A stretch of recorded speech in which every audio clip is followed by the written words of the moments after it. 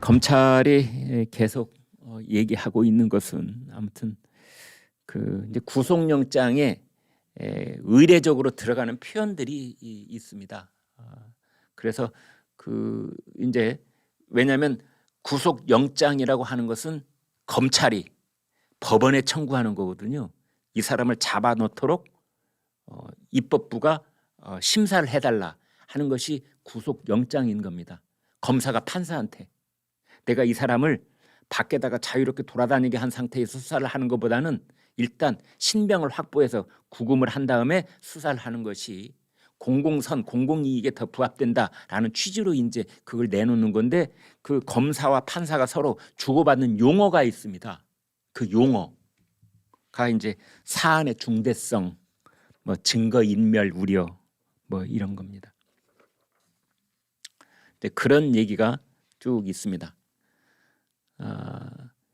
그 검찰이 강조를 하고 있는 것은 이재명 대표가 측근을 통해서 인적 물적 증거를 인멸했고 앞으로 인멸할 우려가 크다. 지금 이렇게 얘기하고 있는 것이죠. 그 대표적인 케이스가 정성호 경기도 양주 사선 의원 그 친명 좌좌 가장 측근 중에 원내에 있는 가장 측근 중에 측근이라고 할 수 있는 정성호 의원이 이런 일이 터질 때마다 김성태가 태국에서 돌아온 그때 뭐 이런 여러 가지 변화가 있을 때마다 가서 김용 정진상 만나가지고 마음 굳게 먹어 흔들리면 안 돼 다른 알리바이 좀 생각해봐 직접 증거 없으니까 가만히 있으면 그러면은 검찰도 어따 하지 못할 거야. 그리고 다음 선거는 이재명이 당선돼. 이게 뭡니까 이게? 증거 인멸 및 회유, 교사 이런 거 아닙니까? 그런 거를 검찰이 이번 구속영장에다가 다 적시를 해놓은 겁니다. 5개 이제 혐의가 구속영장에는 나와 있는데요. 170장의 구속영장. 170장이면 거의 최강권 분량입니다. 이것을 어떻게 여러분과 다 디테일한 것까지 공유할 필요는 없다고 저는 생각을 해서 지금 그 본질과 요점만 말씀을 드리겠습니다. 5가지 혐의. 첫 번째가 배임. 배임이라고 하는 것은 성남시, 성남도시개발공사, 성남 시민들께 돌아가야 될 몫을 시장이라고 하는 자가 이걸 돌아가지 못하게 막아버렸다. 이게 배임입니다. 임무를 배반했다. 시장으로서의 임무를 배반했다 이거 아니겠습니까? 그게 이제 4,895억. 그다음에 이해충돌 방지법 위반. 이해충돌 방지법. 대장동 개발을 하는데 그 시행사를 모집함에 있어서 성남시가 내부적으로 가지고 있는 기준이 있을 거 아닙니까? 아니 성남시 대장동 개발을 하기 위해서 이제 경쟁을 하려고 하는 사람들이 여러 사람이 있을 텐데 그 경쟁을 하는 사람들이 나는 성남시 도시 대장동을 개발하면 이렇게 하겠습니다. 저렇게 하겠습니다. 공원을 어떻게 짓겠습니다. 터널을 어떻게 뚫겠습니다. 그다음에 몇 층짜리로 짓겠습니다. 뭐 분양을 어떻게 하겠습니다. 쭉쭉 다 할 거 아닙니까? 이게 시험 보는 거거든요. 그러면 성남시가 내부적으로 가지고 있는 건 뭐냐? 기준은 정답 답안지인 겁니다. 도시개발을 이 대장동에서 개발을 하겠다고 뛰어드는 사람은 수험생인 거고 시험관 겸 감독관 겸 정답 답안지를 가지고 있는 건 성남시인 겁니다. 그런데 이 답안지를 김만배에게만 미리 알려주는 겁니다. 이게 이해충돌 방지법 위반. 그다음에 부패방지법 위반. 이건 유례신도시. 남욱 변호사에게 비밀을 흘리고 민간 사업자로 선정해 준 것. 이해충돌 방지법의 옛날 이름이 부패방지법에 관한 겁니다. 그다음에 성남FC 제3자 뇌물 133억 5천만 원. 그다음에 이제 지금 여러분 보고 계시는데요. 저기 배임 이해충돌 방지법, 부패 방지법, 제3자 뇌물, 또 하나가 범죄 수익 은닉. 아까도 말씀드렸다시피 네이버로부터 돈을 받았는데 그 돈을 자기 호주머니에 넣지 않고 어디다 숨겨놨다. 그래서 이건 범죄 수익 은닉이 되는 겁니다. 그래서 5가지. 근데 이제 2가지만, 이거 5가지만 있는 게 아니고 지금 앞으로 줄줄이 기다리고 있는 것들이 있지요.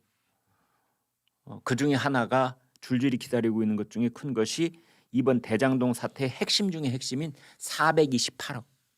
그분 것이라고 했던 이 돈. 약정, 약속한다 이런 거죠.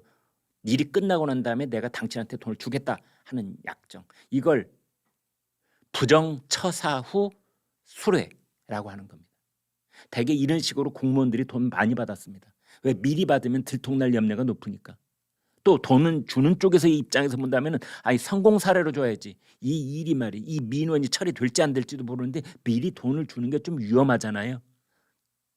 그러니까 일이 끝난 다음에 공무원이 은퇴를 하고 퇴직을 하고 민간인 신분으로 있을 때 그때 자기 회사에 채용을 한다든지 어마어마한 액수의 뭐 보너스를 준다든지 이게 다 부정처사 후 수뢰에 해당되는 건데 이게 그런 경우다. 일이 끝난 다음에 돈을 주겠다고 약속만 해도 처벌받습니다. 돈이 건너가야 처벌받는다라는 식으로 이재명은 자꾸 얘기하고 있는데 그게 거짓말하는 겁니다. 돈을 주겠다는 약속, 이것도 매우 중한 처벌을 받도록 우리 법은 돼 있습니다. 이제 앞으로 남은 절차를 잠깐 소개를 해드리겠습니다. 절차는 이제 어제 목요일 날 2월 16일 날 검찰이 이 구속영장을 청구를 했지요. 근데 뭐 어떤 매체에서는 이렇게 중간 절차를 좀 생략하고 얘기를 하니까 오해를 하실 수가 있는데요. 검찰이 국회에다가 청구를 하는 게 아닙니다. 검찰은 법원에다가 청구를 하는 겁니다. 아까도 말씀드렸죠. 그러면 법원은 검찰로부터 구속영장을 받은 다음에 그것을 체포동의 요구서로 서류를 다시 만듭니다. 문건을 다시 만듭니다. 체포동의 요구서. 이 체포동의 요구서는 검찰이 만드는 것이 아니라 법원이 만듭니다. 그 다음에 체포동의 요구서를 대통령이 재가를 해줘야 됩니다. 뭐 여기까지 뭐 일반 국민들이 다 아실 필요는 없겠는데요.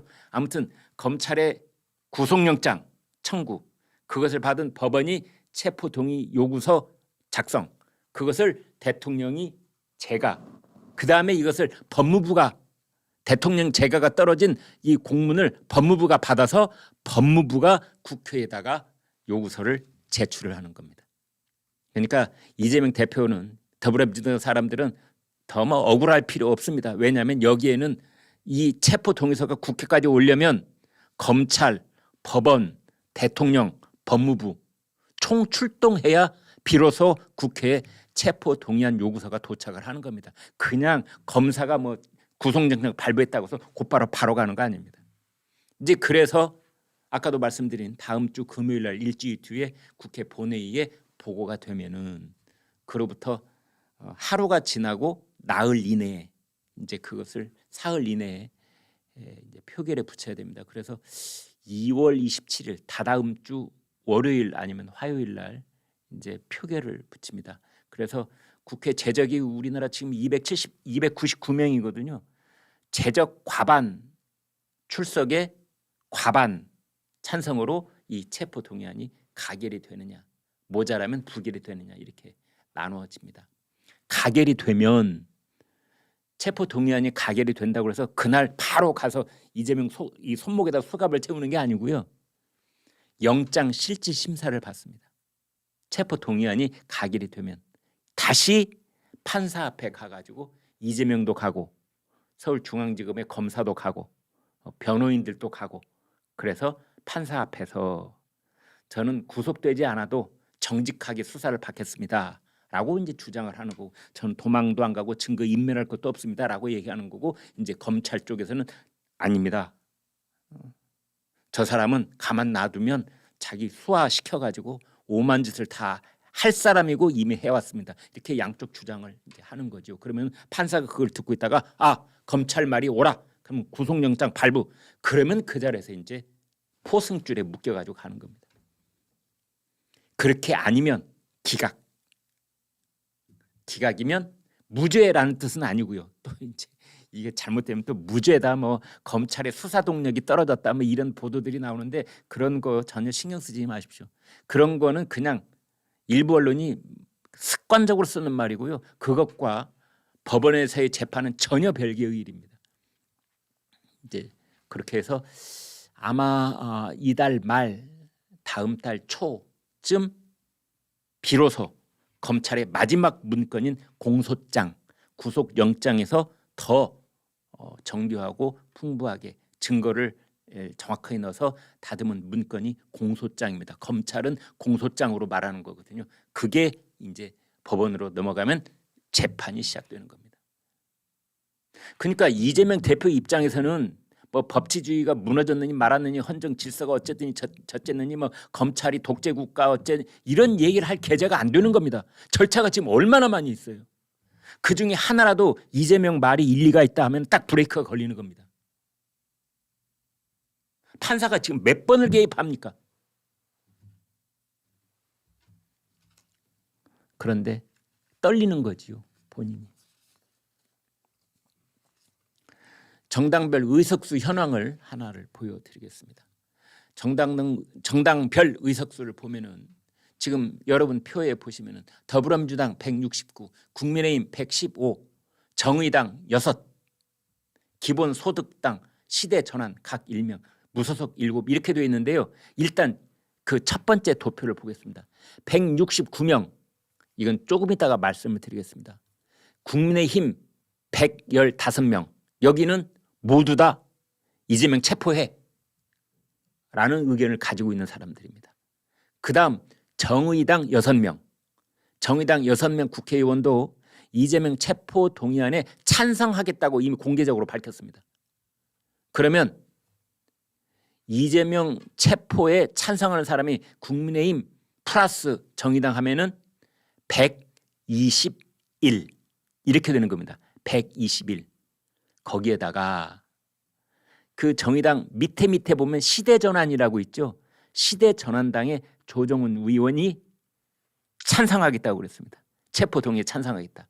그래서 현재까지 공개적으로 체포 동의안에 찬성하겠다는 사람이 몇 명? 그렇습니다. 122명, 122명입니다. 그러면 아까 말씀드렸죠. 체포 동의안이 통과가 되려면 과반이 필요하다. 절반 이상이 필요하다. 150 찬성이 있어야 되는 겁니다. 150명 국회의원이. 왜? 우리 국회의원 재적이 지금 199명이니까 150명만 돼도 절반이 넘어가는 겁니다. 150. 그러면 조금 전에 말씀드린 122에서 모자라는 것이 그렇습니다. 28표가 모자라는 겁니다. 28표. 그러면은 28표가 어디서 나올 수 있을까요, 여러분?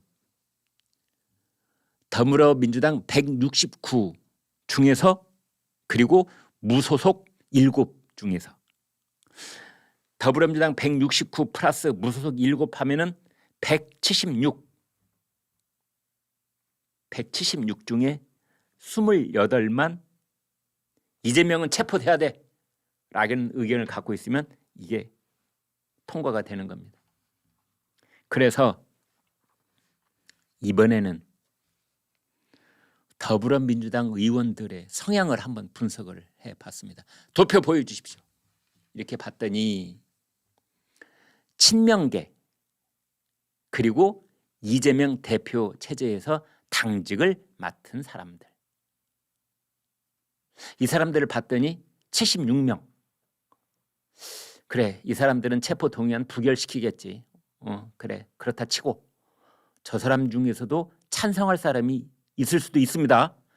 그냥 이건 하는 얘기입니다. 저 사람들은 부결할 것으로 보고 나머지 93명 나머지 93명 중립적인 의원들 40명 친문, 친노, 이낙연계 그러니까 친명계가 아닌 사람들 33명 친명계가 아닌데 비교적 조용했던 사람들이죠. 그러나 이재명은 체포돼야 된다. 이재명은 당대표가 되면 안 된다. 이재명의 사법 리스크에 민주당이 함몰돼서는 안 된다라는 식으로 걱정을 하고 비판을 해온 비명계 의원들이 20명 이렇게 되어 있습니다. 그래서 이 사람들이 모두 93명인데 이 중에서 3분의 1, 30명만 돌아서면 이재명 대표의 체포 동의안은 가결이 되는 겁니다. 네, 이제 많은 그 정치 분석가들은 그렇게 설마 부결되겠어? 아니 가결되겠어? 당연히 부결되겠지. 민주당이 169석이고 표단속을 지금 얼마나 하겠어? 암암리에. 그럼 다 이렇게 사발통문 돌려가지고 가로로 하고 세로로 하고 뭐 다 하겠지. 선수별로 그 선수 대표가 다 선수별로 단속하고 또 뭐 선배가 후배한테 단속하고 또 계파별로 단속하고 지금 민주당 지도부에 있는 누구 한 사람은 앉아가지고 민주당 국회의원들 전원 이름 적어놓고 그 성향 분석하고 있을 겁니다. 이 사람 조응천 찬성하지 않을까? 이상민 찬성하지 않을까? 뭐 이렇게 이제 그런 작업들을 지금 하루에도 두세 번씩 할 겁니다. 지금. 네. 그럼에도 불구하고 체포 동의안이 가결될 가능성을 배제하지 못한다. 지금 이렇게 되어 있습니다.